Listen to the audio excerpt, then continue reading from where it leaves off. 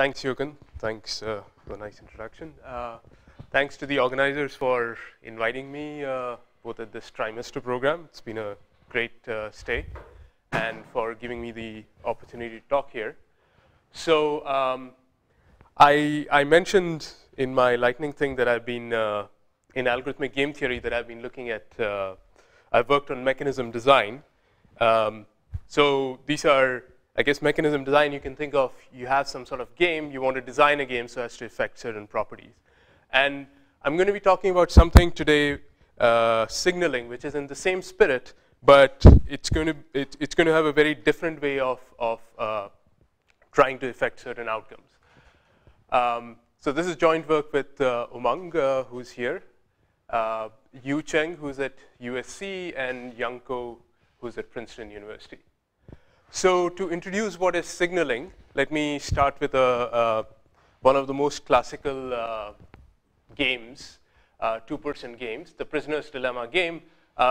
So just to make sure we're on the same page, as usual, the first entry in these squares always denotes the row player's payoffs. The second entry denotes the column player's payoffs. So the usual story here is that they're these two prisoners.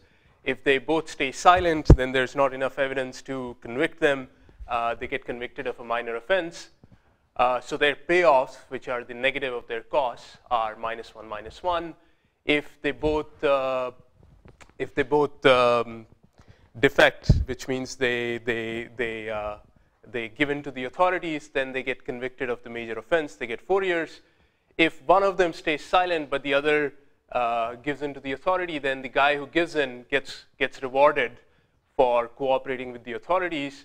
So for example, if the column player defects, then he gets off free, but the row player gets a higher sentence, 5 years, right? So this is a fairly well-studied game, and here it's known that, well, and it's easy to see that this is the Nash equilibrium. It's a dominant strategy, in fact. But there is this other outcome, -1, -1, which is socially optimal. So when I say socially optimal here, I mean from the perspective of the prisoners, right? We're not talking about society. I mean, I'm not saying that letting off prisoners is good for society, but so it's when I say socially optimal here, it means that the total payoff that the players make is better there, -2, compared to this -8 at Nash equilibrium. So so now I want to look at the same thing. To introduce again, come to signaling. I want to look at this game in the setting where some of the payoffs are uncertain. So let's say there is this random parameter theta, which is distributed uniformly in -3, 3, and those are the payoffs. So there's a plus theta added in some of the squares, right? And don't think right now about the sort of the semantics of the Prisoner's Dilemma. So I mean, I just want to think of this as some two-player game. So those are the payoffs. And now, one thing to note is that this -4, -4 is still the worst outcome, the worst in terms of the total payoff that the players make. The payoff is -8, which is the worst for all theta in this range. And the top left corner, SS, is the best for all theta in the range. And so now we would like to ask this sort of design question that I would like to maybe design something so that players play the SS outcome instead of the DD outcome, right? So and instead of in mechanism design, usually the way we do think about this is by giving some monetary payoffs. Here, what I'm going to ask is, so suppose I had knowledge of this theta, the actual realization of this theta. The players only know that this theta is, right now they only know that this theta is randomly distributed uniformly in this -3, 3. Can I release some information about this theta? Can I give them some signal? And in such a way that it increases the expected social welfare, right? And so in this case, I would like to shift some weight to this SS outcome. So let's say there's an authority, there's a principal who knows about theta, and he's trying to design the signaling scheme. Right? So, okay, so let's look at two extremes. So one is that don't release any information. I'm going to assume that players are risk neutral. So whenever if they know just something about the distribution, they play according to the expected value. So if there's no information released, then they just play according to the expected value of theta, which is 0. So we get back the original prisoner's dilemma game, and they're just going to play this DD, which is the Nash equilibrium. Right? So I'm also, I mean, assuming it's a game theory talk, I'm assuming players are rational. They're going to play rationally and get DD. On the other extreme, suppose I reveal to them whatever theta gets realized, I just announce the theta. So when theta is at least 1, SS is also a Nash equilibrium. So I mean, at theta equal to 1, so actually there are 2 Nash equilibrium. Let's say I'm going to favor the Nash equilibrium, which gets higher social welfare. So at theta, for all theta at least 1, SS is a Nash equilibrium.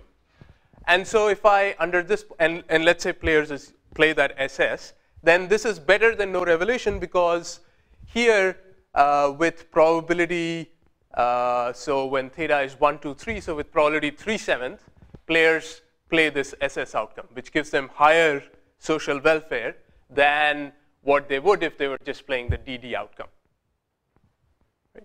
So this is a trivial signaling scheme where you just announce the value of the random variable, which gets you something better. And now you can ask, well, is this the best possible? Can one do better? Yeah. So, well, no, I don't mean that. So right now I'm just saying that, let's say, I don't want to get into the issue of multiple Nash equilibria. Let's say if there are multiple Nash equilibria, the players choose the one that gives them their maximum social welfare. We'll get around these issues later, but just for illustrative purposes, let's assume that if there's a good Nash equilibrium, players choose that Nash equilibrium.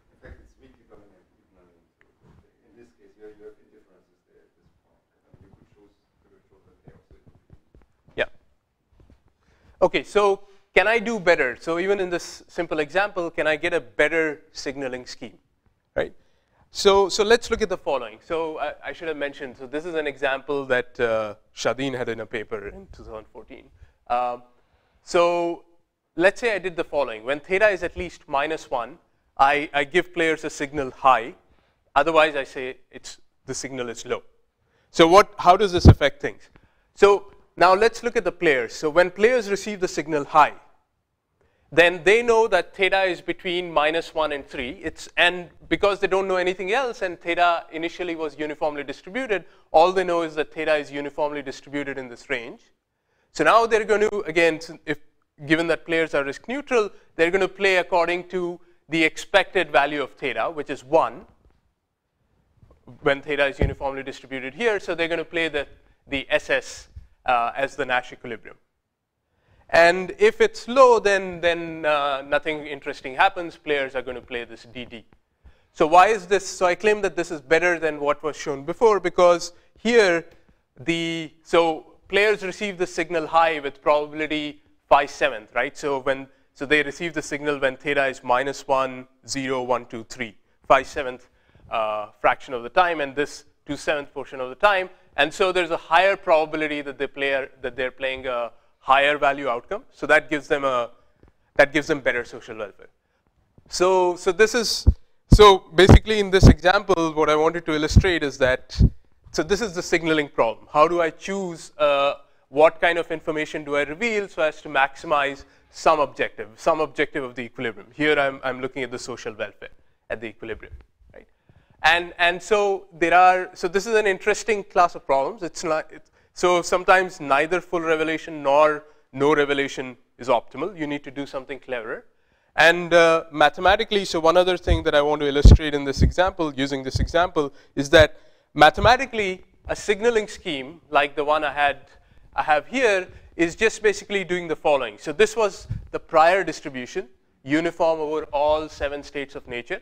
And when I give you the signaling scheme, basically under each signal, I get an updated posterior distribution. And the signaling scheme is just giving you a way of decomposing the prior as a convex combination of posteriors. That's mathematically exactly the same thing as giving this kind of signal. So it doesn't actually matter what the distribution in some sense is, right? As long as you have the Yeah, so you can, I mean, you can, so this convex combination is free, that you choose this convex combination, but you want it to add up to this prior distribution. Sorry, maybe I didn't get the question. Well, I mean, in some sense, it doesn't matter how the distribution is generated as long as you match the same expectation. Yes, yeah, so that's what I just said. So mathematically, I'm always just going to view the problem as, here is your prior distribution, get some kind of convex decomposition for it. Yeah. Okay, so you're saying you've got an infinite class of payoff latencies. You're basically saying you're in this half, but you're in this half. Now you don't need to say that. You just need to say you're in this group, or you're in this group, or in this group, as long as it satisfies some distribution that you and that. Right. So first of all, I don't. Yeah. So that's basically what you're saying would be a deterministic signaling scheme where it would club together certain states of nature. But I could have a randomized signaling scheme, in which case they could be, I mean, it would just be a convex, it would be any arbitrary convex decomposition can be realized as a randomized signaling scheme and vice versa. And I'm not going to assume that there's an infinite sequence of matrices. I'm always going to have a finite set of states of nature. Okay, yeah, but for deterministic signaling schemes, it's exactly correspond to you club together certain thetas and map them to a certain posterior distribution. So okay, and these I just mentioned this. That's the posterior under high and low. So the signaling problem is to compute the best convex decomposition of our prior distribution, right? And I'll write this formally down in a little later. And this so signaling is a classical topic in game theory, as in that how does information affect players. But this design problem of designing the best signaling scheme, the computational problem of designing the best signaling scheme, has been relatively recently studied. So it's been studied mainly in the setting of auctions. But Dugmi started studying this for zero-sum games. Right? So what I want to do is, so I'm going to talk about what our contributions are, and I want to get across some of the ideas behind our results. So we study the signaling problem for two classes of games: Bayesian zero-sum games, which is also what Dugmi studied it for. So here the goal is, so it's a zero-sum game, so it doesn't make any sense to talk about social welfare. Question? One question related to the model. Yeah. You say when theta is larger equal to -1, so the realization of the mathematical has already happened. So yeah, so the principle, or I mean, you who know the theta, you see the realization of theta. Okay, but I can convey the true information. You could. So that's full revelation. So full revelation. So that's exactly full revelation, that you get to see theta and you announce that theta. But surprisingly, perhaps, that's not always the best thing to do. Yeah, by the word signaling, I convey that you reveal more information, but that is more or less. So more is not always better. I guess that's the punchline, maybe. So more information is not necessarily a better outcome, right? And that's what this example is intended to reveal.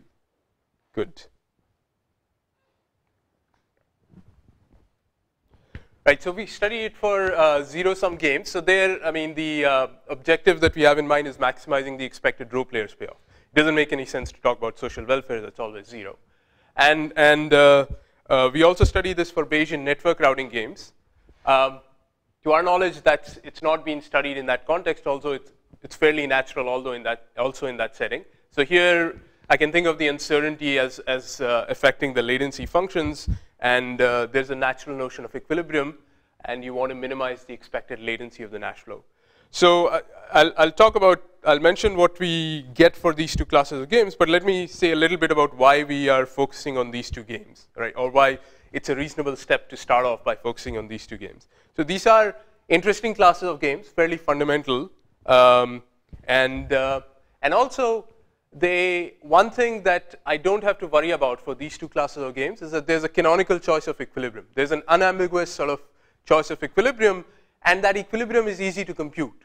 So when I'm studying the signaling problem, somehow you should be worried about, okay, maybe if computing the equilibrium itself is hard, that hardness might transfer to the signaling problem. But here I'm choosing these classes of games so that equilibrium computation is not really a concern.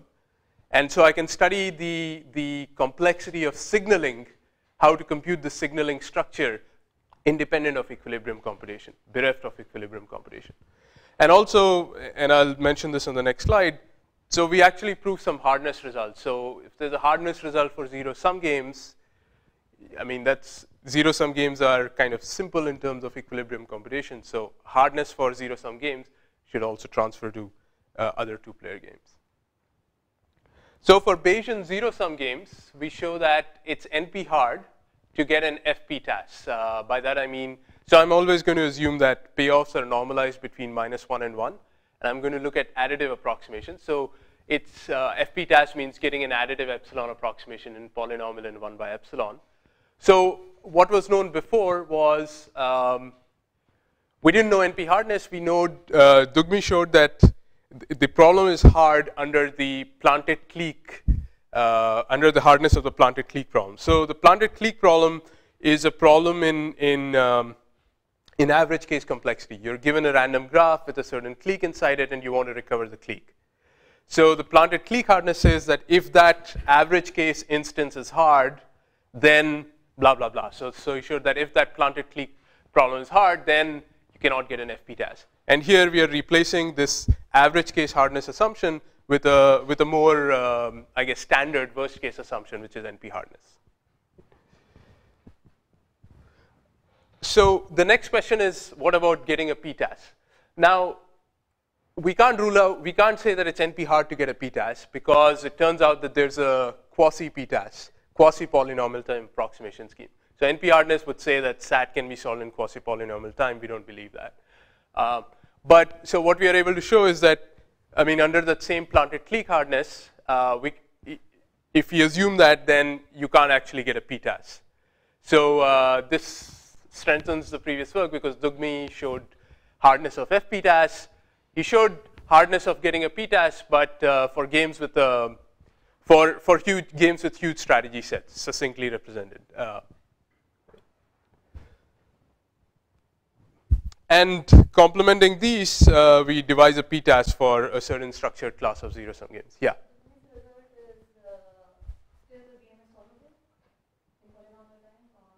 Yeah, so the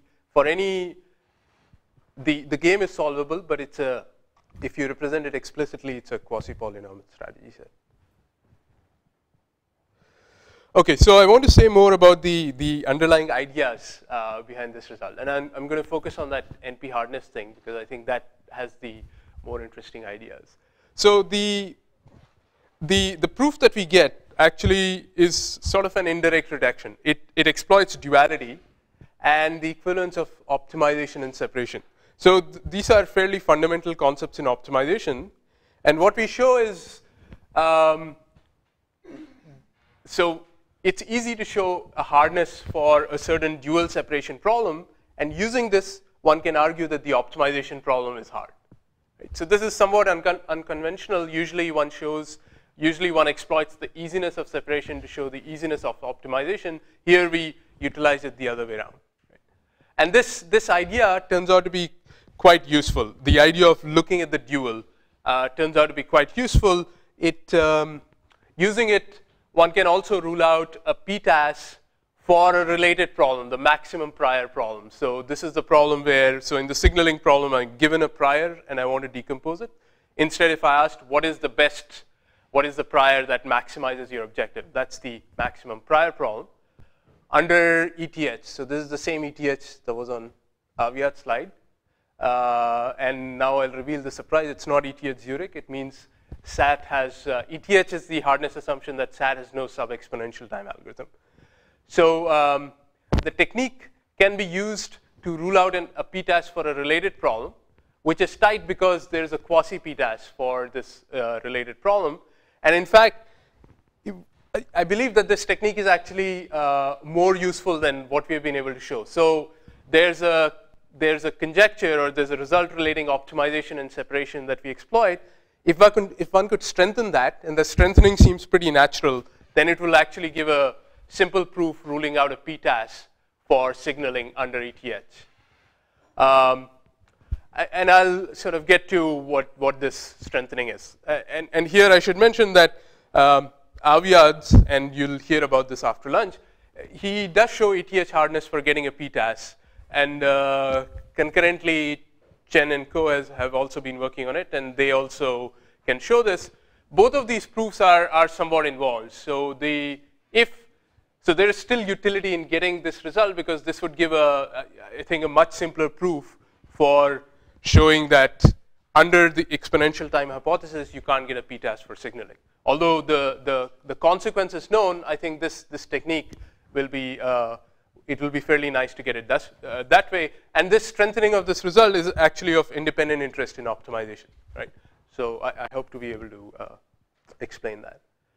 And this connection between optimization and separation is also exploited in devising a PTAS for a structured class of zero-sum games. So this uses the traditional direction that if you can solve the separation problem or approximately solve it, then you can approximately solve the optimization problem, which is fairly standard, especially in approximation algorithms. But that is the showing the hardness is somewhat unconventional. So this is the results for zero-sum games. For non-atomic routing games, so Bayesian non-atomic routing games, again, there we seek to minimize the expected latency of the Nash flow. We show that it's NP-hard to get a multiplicative approximation better than 4/3. And this is true even for single commodity networks and linear latencies. And this is NP-hard, not ETH. Yes, this is NP-hard. So under P not equal to NP, you can't approximate it better than a multiplicative factor of 4/3. Right? And under ETH? I don't know of anything stronger under ETH. Yeah. Sorry, so 4/3 is, right, okay, good. So 4/3 is tight for linear, is the tight approximation threshold for linear latencies. Because full revelation, so the thing of just announcing everything, turns out to give approximation equal to the price of anarchy. That's fairly easy to show. And so for linear latencies, we know 4/3 is the price of anarchy, so that closes the question for linear latencies. But it's open to get either a better hardness result or show that you can, for non-linear latencies, that whether signaling helps to reduce the price of anarchy. Right? That's open. Okay, so I'm going to switch to the blackboard now. So what I want to talk about is the NP-hardness result, and the idea of how we exploit duality in the equivalence of optimization and separation. Yeah. So the 4/3 approximation comes from, the approximation comes from price of anarchy. The hardness comes because one can relate it to a question about taxes, tolls, for which 4/3 is the hardness that's known. Okay. So I'm not going to have time to get into the non-atomic routing games thing, but I mean, ask me during the break, and I'll be happy to talk to you about it. I want to discuss some of the ideas behind the NP-hardness result for the FPTAS. How much time do I have? Okay. All right. Good. Okay. So let me mute this. Yeah. Okay. So let me start by defining the signaling problem. Right. So I'm going to look at signaling in Bayesian zero-sum games.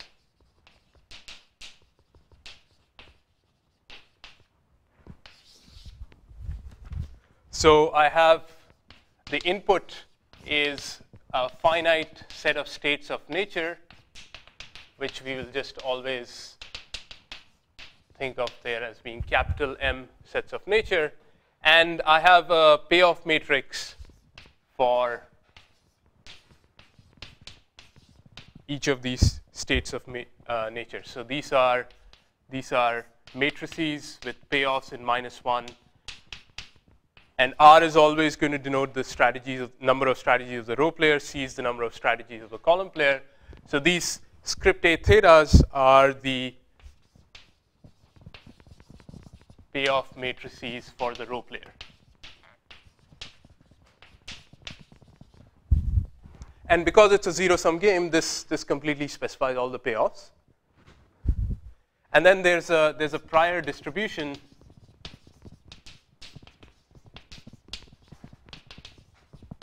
lambda, which is a distribution over these states of nature. So it's a point in the M simplex.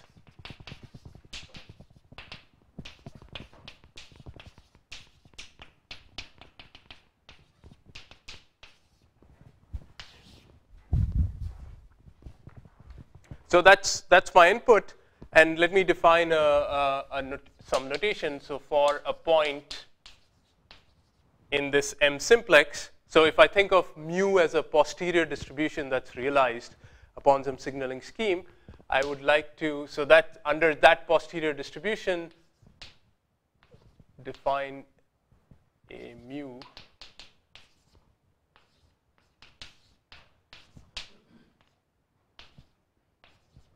so this is the expected payoffs to rho under the distribution mu. Right? So if this were the distribution, then this would be their expected payoffs, and so under that distribution, the players play a Nash equilibrium. So let's define the value of the game.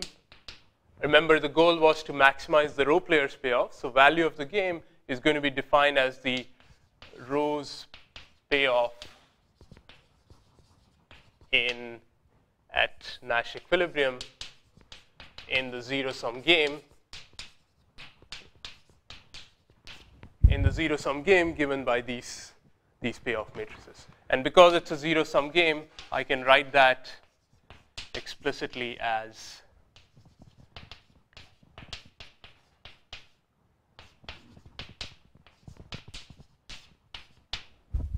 so the payoff of the row player is just the max min value, which is exactly this quantity here. So now what's the signaling problem? The goal is, sorry, Bernhard is Growling about the Bayesian game because it's not the standard terminology. okay, not my terminology. So I'm going to. Because yeah, Bayesian games normally people have types, they get private information of their types, and the question is how to behave in that game. But it's really not here anyhow. Let's table that for the break. Okay, so all right. So, but hopefully this is correct. Okay, good. Okay. If this were wrong, then sorry.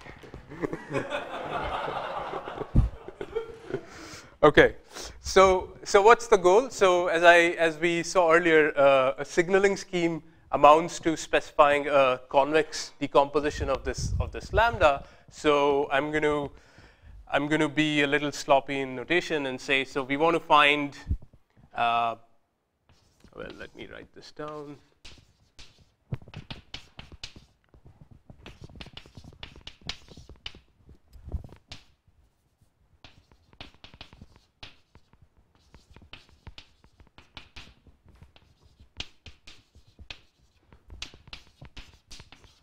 So here I've written down that I want to find a convex decomposition of lambda. I'm being a little sloppy because these are infinite sums here, but just think of alpha as having finite support.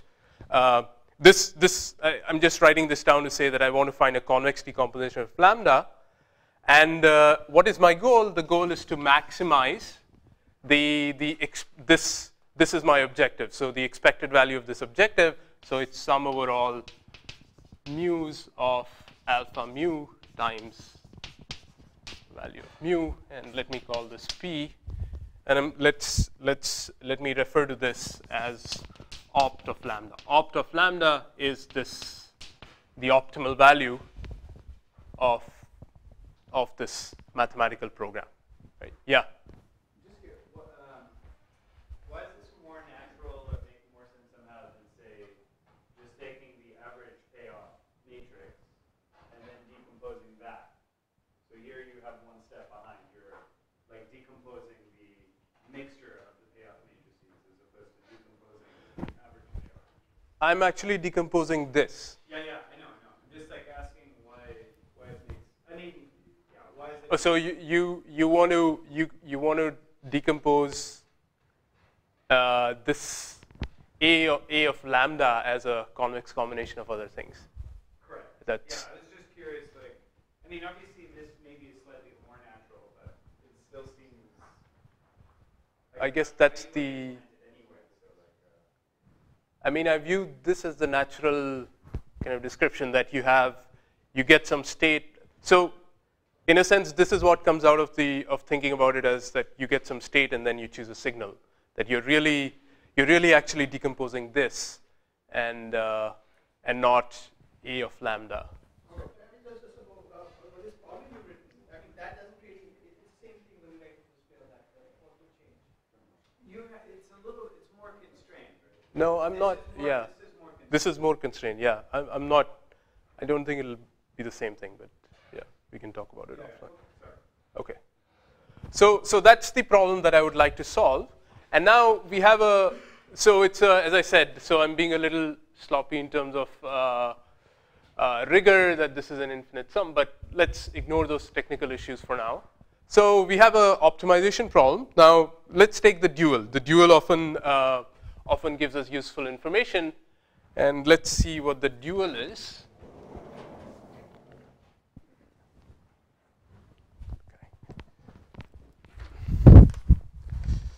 So the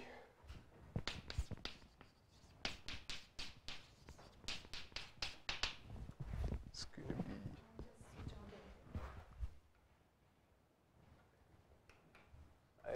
oh, okay, cool, thanks. So I mean, Yeah. So when you said it's an infinite sum, I mean, can you always show that it's finitely supported, or do you really have to do it over? So I mean, if I define this optimal value, I mean, you can think of it as the sort of concave envelope of these val mu's, and then it's well defined, and using Karateori's theorem, you can show that there are only m+1 signals that need. Right. So one thing that I want to do before taking the dual is to just point out that this constraint here is not really needed. It's implied by this here. If I just sum up over all the coordinates, I get this equation. So we're going to ignore that. And the dual, so now, is going to be the following. I want to minimize. So subject to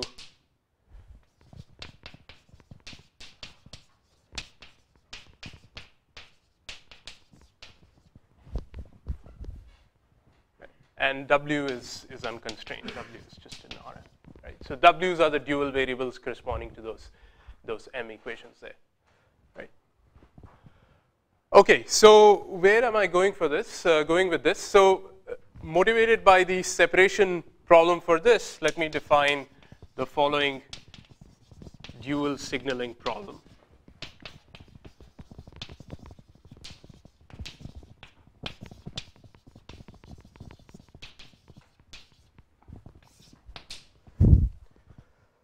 So here what I want to do is I want to, given such a Bayesian game, I want to distinguish between the following cases.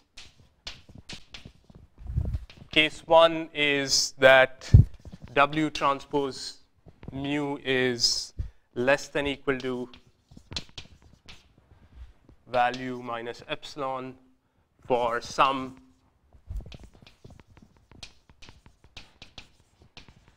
and if this happens, then I also want to return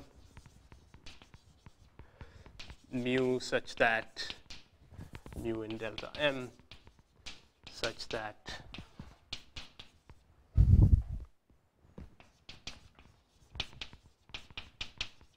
So I'll parse this in a bit. Let me write this down. And the second case is that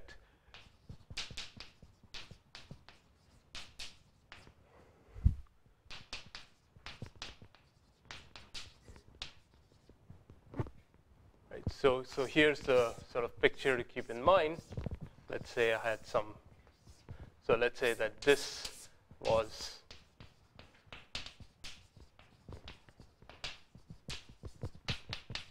let's say this here was the feasible region of the dual. The dual signaling problem that I've just defined is just an approximate separation oracle. So basically, if I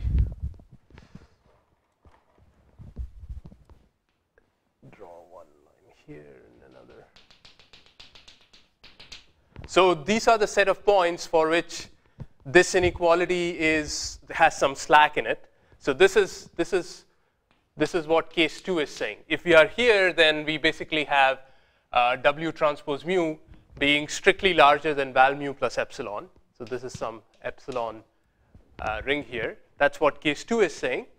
And case 1 is saying that, well, you are actually not there is some, so if W is here, then that means that there is some mu for which that inequality is violated, and in fact is violated by even an epsilon. So it's even epsilon further from the feasible region. So this here is where you would like to report case 1. So the dual signaling problem says that distinguish whether you are here or here, and if you're in the middle, you can say anything. You can say that you're in case 1 or case 2. So it's the natural notion of an approximate separation oracle. Okay, so what's the key insight? The key insight is that this dual signaling problem turns out to be pretty useful both in getting hardness results and in approximation results. So what I'm going to state now are a few theorems that relate what we can do for the dual signaling problem in terms of what we can do for the original signaling problem, right? And in doing so, I mean, we'll see that there's an asymmetry in going between separation to optimization and optimization to separation. And that's one of the reasons why we could not prove PTAS hardness, right? So, okay, so let me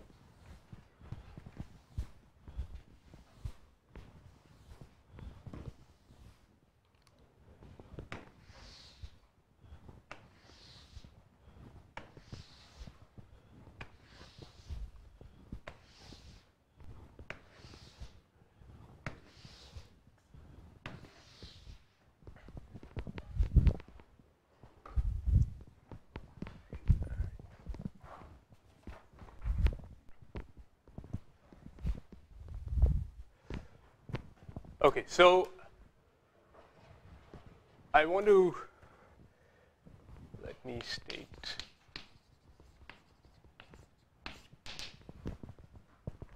So what one can show is that polytime epsilon approximation for signaling gives me a polytime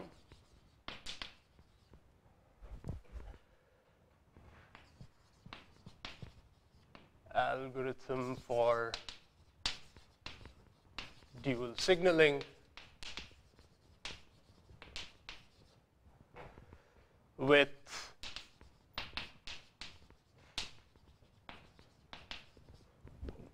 and unfortunately, I don't get the same epsilon. I get some blow up in the epsilon. So what this is saying is that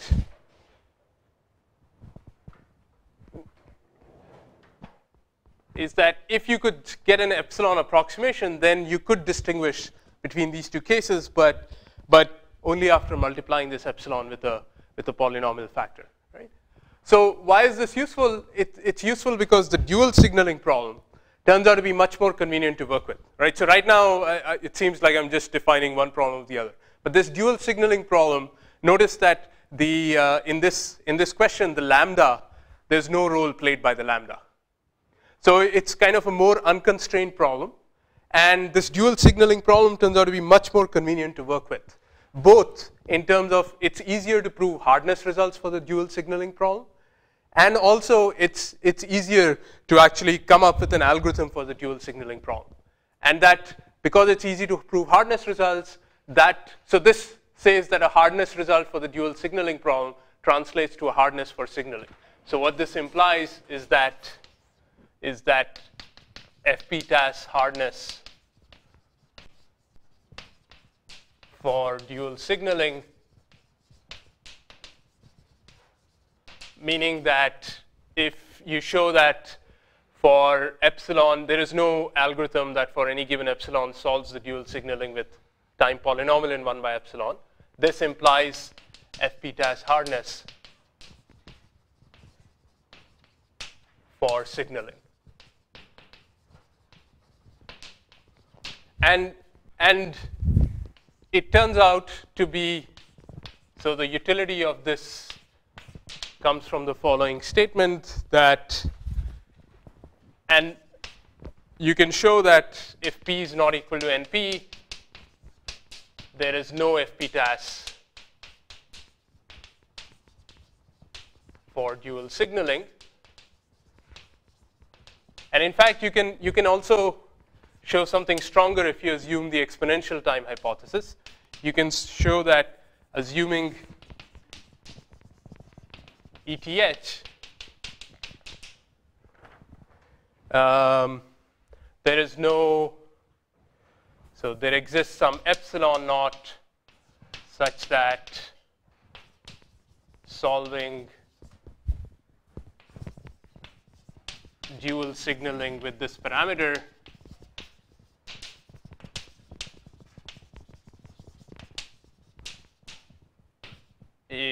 requires quasi-polynomial time. So roughly n to the omega log n. And I should say that both of these are actually simple to prove. So this, I don't think I'll have a chance to go through these reductions, but the reductions take, this is a reduction from a problem of finding a biclique in a bipartite graph. It's fairly simple. And this one is actually a nice reduction from the problem of the best Nash equilibrium in a game, finding the Nash equilibrium with optimal social welfare. That's known to be, assuming ETH, we can't, there's no sub-quasi PTAS, and that reduction gets used here. And these are both simple reductions, and coupled with this theorem 1, so theorem 1 plus theorem 2a implies that no FPTAS, right? It's NP-hard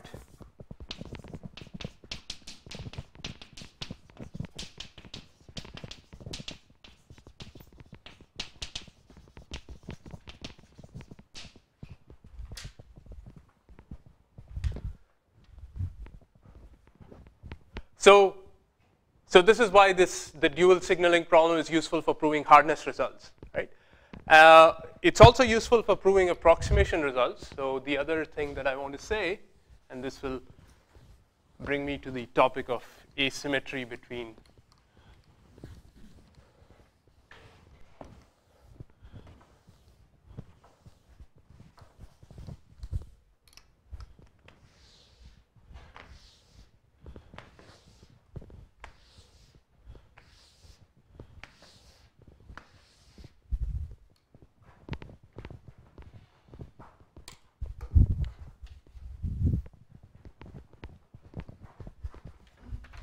the other thing that one can show is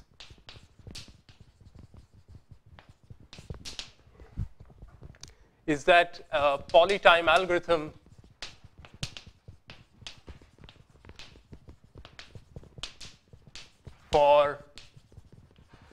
signaling with parameter epsilon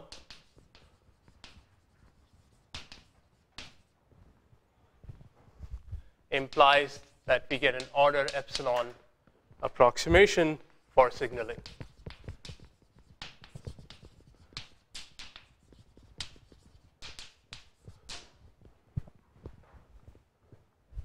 So I should say that both theorem 1 and theorem 3 are fairly easy consequences of the ellipsoid method. So these are, I mean, this is a fairly standard idea in approximation algorithms, going from separation to optimization.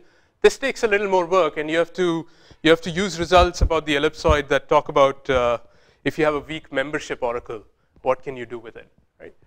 And now I want to point out an asymmetry between these two, which is, I guess, maybe obvious from the statement. So here, I lose only a constant factor. And here, I lose a polynomial factor. And this is kind of intriguing and somewhat surprising, especially like we've all heard about the equivalence of optimization and separation. So the question is, okay, so did we make some mistake here, or like what's going on here? So the reason this is stemming is because what we are actually doing here is going from the optimization for the primal to the separation problem for the dual, right? So when I say solving the signaling problem, I really mean optimizing the primal. And I don't really get a certificate from the dual that, or I don't know how to get a certificate from the dual certifying that it's an optimal solution. But still, so it doesn't contradict what we know about equivalence of optimization and separation. But I don't know of any inherent reason why I should expect this polynomial gap. So, I mean, let me conjecture that the poly m factor can be removed in theorem 1. This would be a very nice statement to prove, right? So this would give a much stronger relationship between optimization, primal optimization, and dual separation. Something that I don't think is known. I mean, I'm pretty sure it's not known in the sort of optimization community. This conjecture also relates to, I mean, you can rephrase this in terms of optimization with just value oracles. And in the context of the signaling, because of this theorem 2b, it would show that there's no PTAS for signaling there's no sub-quasi polytime approximation scheme for signaling. Yeah? So, I mean, if you're doing things with general ellipses, you have to be a little bit careful, right?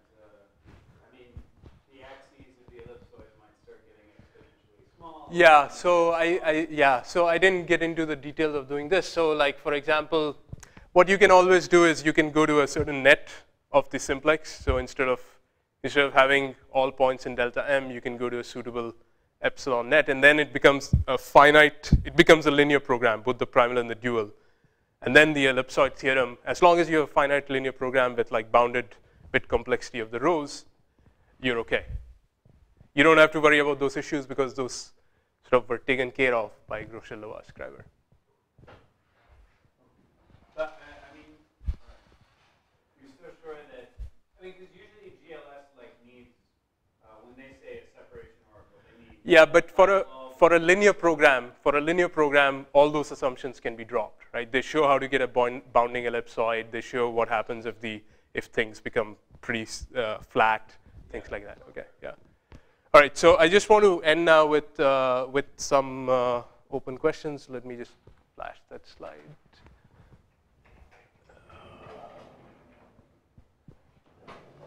Yes, sorry, how do I get this back on?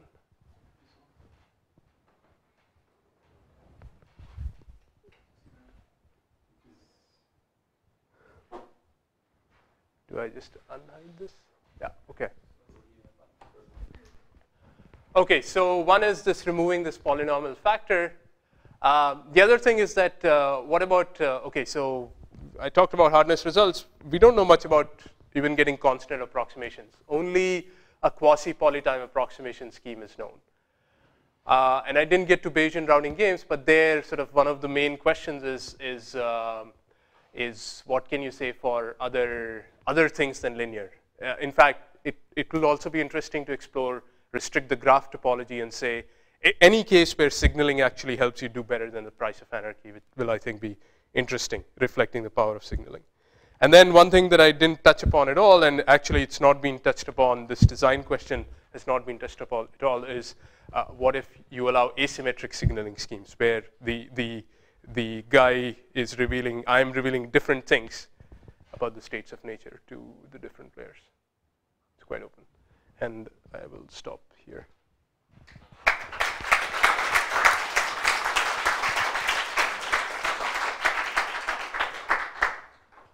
Yeah.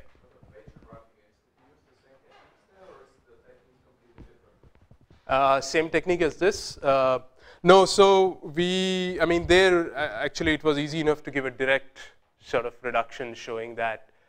Okay, so there were two things. One is the hardness result. The hardness result follows from a reduction from the problem of computing optimal tolls.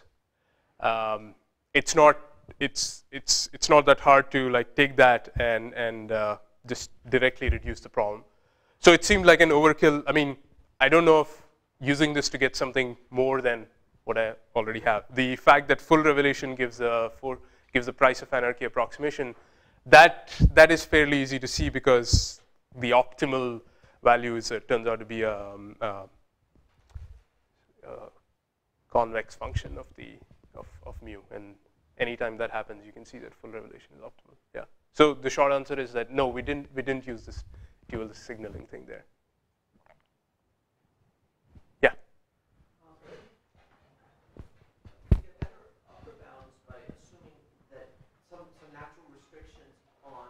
How the signal can impact the payoff table. So I mean, for example, in the context of the prisoner's dilemma, you just had the signal impacts each coefficient by linear thing. So right. Suppose you assume that in general, do you get anything better? Or is it? In other words, right now you're assuming completely arbitrary effects on the payoff table based on the signal, whereas there could be some natural restriction on how the signal.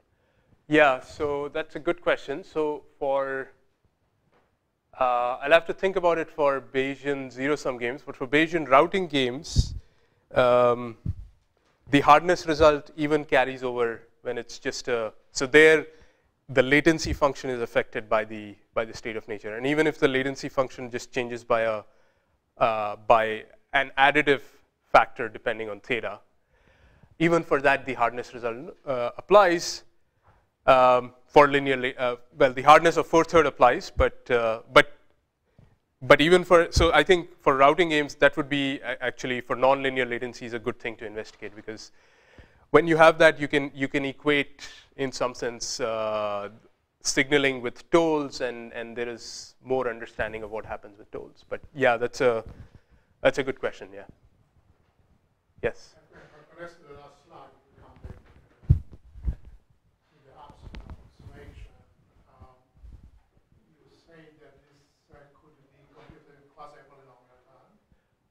There's a quasi polynomial time approximation scheme. In absolute additive sense. Yes.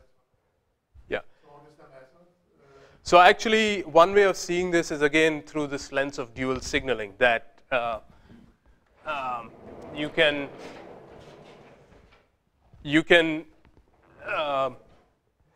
so for this, sorry, maybe I should. So for this dual signaling problem, so that uses the fact that there is this result of Lipton-Markakis meta that you can concentrate on epsilon 1 by log n uniform strategies, and that approximates any Nash equilibrium within epsilon. So what you can do then is you can, when you want to decide something like this, you can partition your space delta m based on what is the, so you fix a distribution and ask for whether there are mu's that are compatible with that distribution and search for those. And because they're quasi-polynomially many of those, you can do this search. So you cannot prune it to get polynomial time? No, so I mean, that's I guess also the issue with computing Nash equilibrium.